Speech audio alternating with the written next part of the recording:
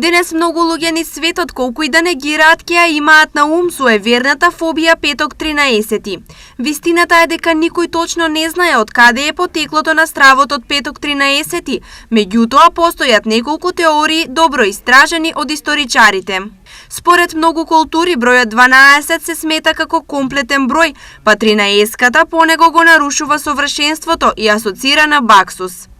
Постојат 12 месеци во годината, 12 хороскопски знаци, 12 олимписки богови, 12 наследници на пророкот Мухамед. Во христијанството Исус е предаден од Јуда, еден од неговите 12 апостоли, кој бил 13-тиот гостин на тајната вечера.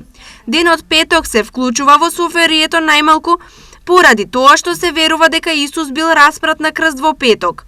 Во Рим, а подоцна и во Америка, најчесто сите вакви јавни убиства се случувале во петок.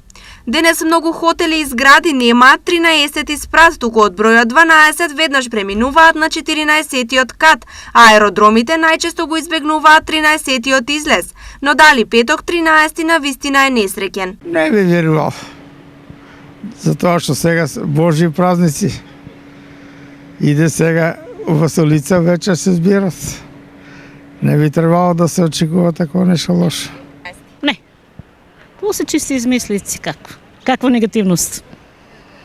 Не верувам, воопшто не верувам. Родена петок 13. И може тука нешто негативно да има? Нема. Прекрасно.